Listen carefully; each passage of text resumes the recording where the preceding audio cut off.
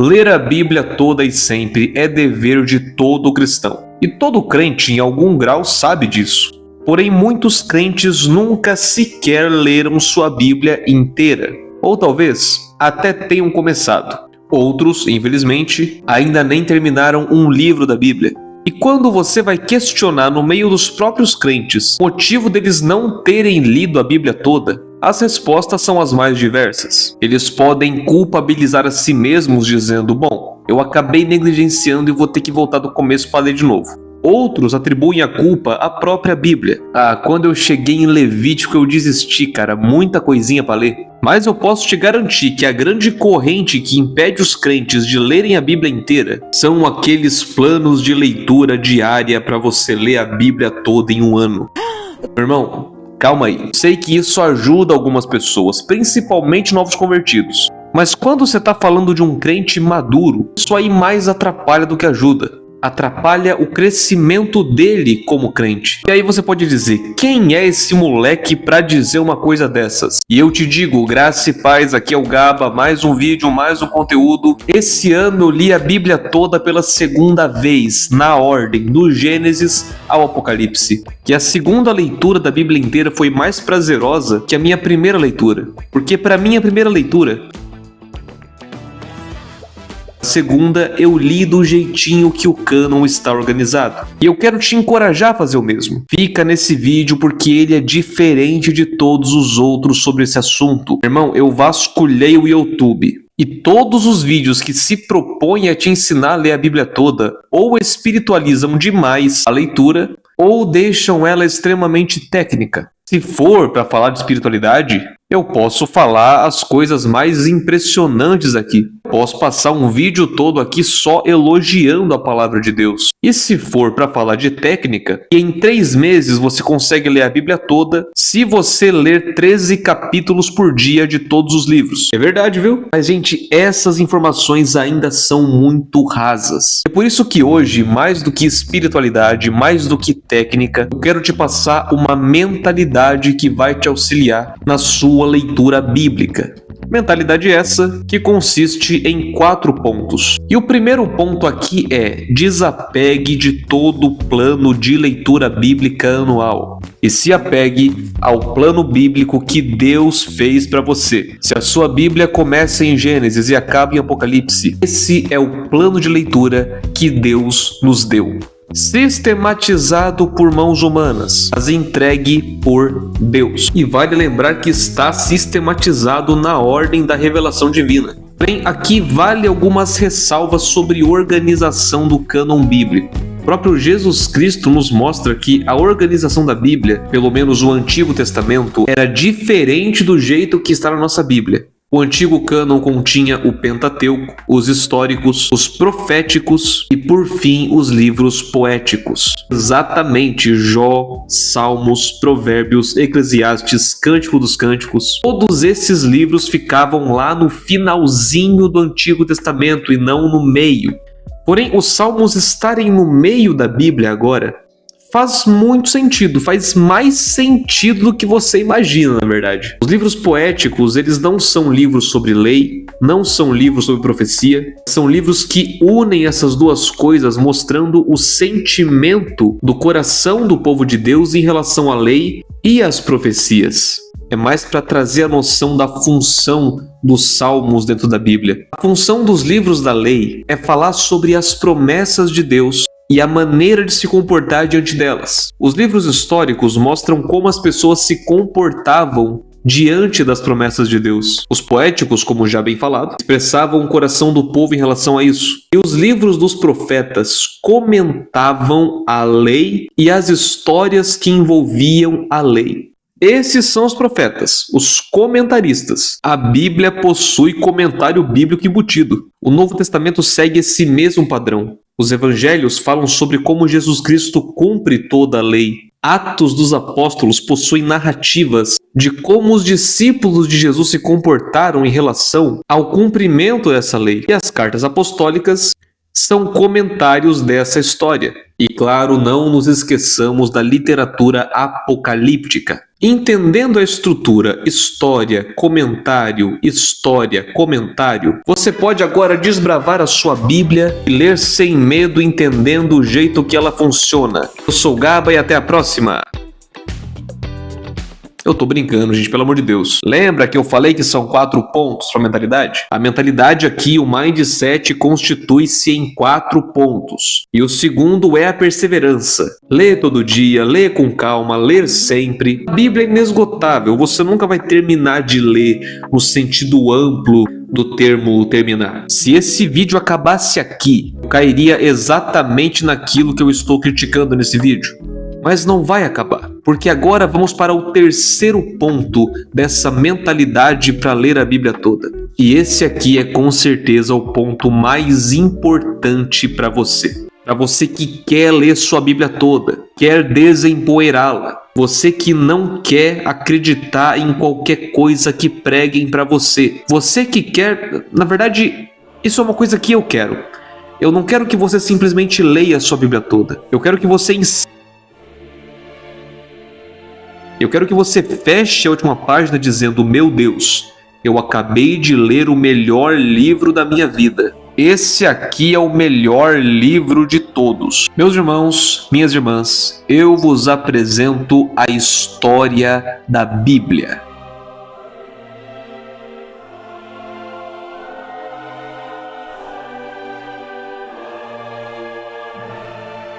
Você sabia que dentre as várias narrativas da Bíblia, existe apenas uma história sendo contada? É como um seriado. Um filme é sobre como as coisas vão terminar. Um seriado é sobre como as coisas vão continuar. E esse é o caso da Bíblia, sobre como as coisas vão continuar. E você só consegue pensar assim se ler de Gênesis a Apocalipse. A Bíblia conta a história de Jesus.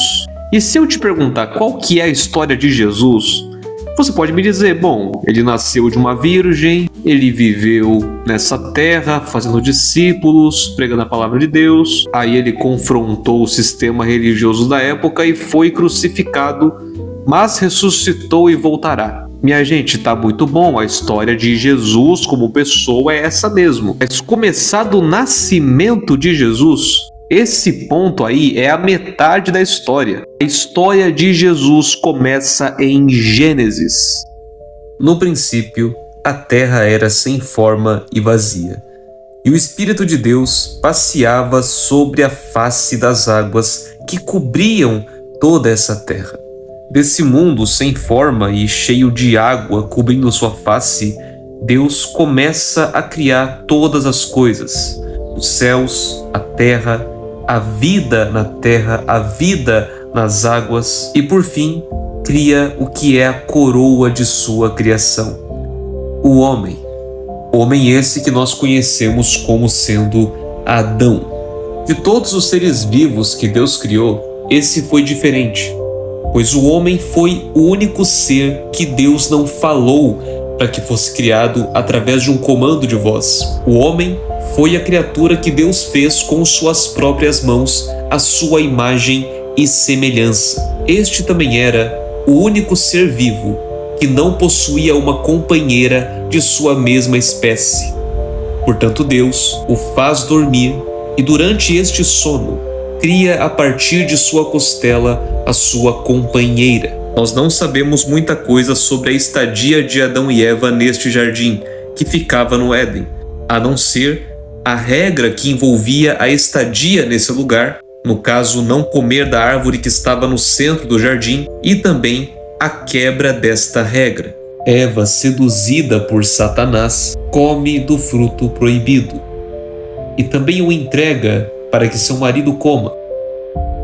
E esse é o relato de como a humanidade caiu de um lugar de comunhão com Deus para um lugar de separação do mesmo, sendo nós mesmos, em Adão e Eva, expulsos da presença de Deus. O relato da queda do homem é também um relato sobre a misericórdia divina. Os efeitos do fruto eram literalmente matar Adão e Eva, mas eles não morrem, tão somente se tornam mortais. Deus cobre sua nudez, os expulsa do jardim, mas não de mãos vazias. eles saem dali com uma promessa. E é essa promessa de Gênesis 3,15 que vai nortear toda a sua leitura do Antigo Testamento, até o Evangelho de Mateus. Porém, inimizade entre você e a mulher, entre a sua descendência e o descendente dela. Este lhe ferirá a cabeça, e você lhe ferirá o calcanhar. O que isso quer dizer? Quer dizer que haverão duas gerações daqui em diante. A da serpente, que é uma geração de pessoas que enganam, pessoas falsas, pessoas que não têm parte com a promessa de Deus, e a promessa de que um descendente saído de uma mulher trará salvação para a terra, exterminando de vez a descendência da serpente. Logo após o relato da queda, temos o relato do nascimento de Caim e também de Abel, os dois filhos de Adão e Eva. Será que esse é o descendente prometido? Será que é Caim quem vai esmagar a cabeça da serpente? Ou será que é Abel? Aqui está o grande ponto do Antigo Testamento. Essa promessa não só norteia todo o povo de Deus, como também faz com que o povo de Deus coloque expectativas muito altas em qualquer homem vivente nessa terra. Ou seja, o Messias pode ser qualquer pessoa. Até hoje os judeus têm essa mentalidade de que o Messias nasce em todas as eras. Mas o que prova se ele é Messias de fato são os seus grandiosos feitos. No caso, é se ele esmaga ou não a descendência diabólica da serpente. Caim, infelizmente, não é este homem. Ele não joga contra a descendência falsa.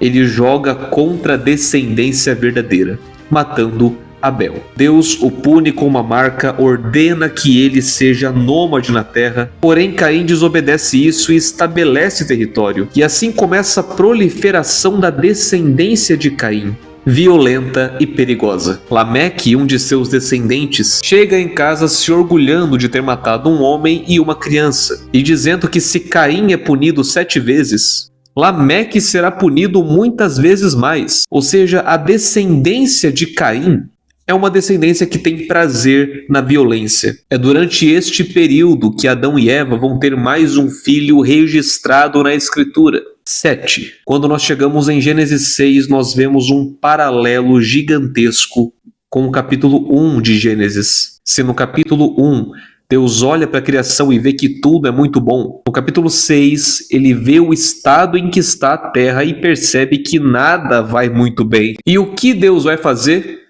Ele vai recriar a terra.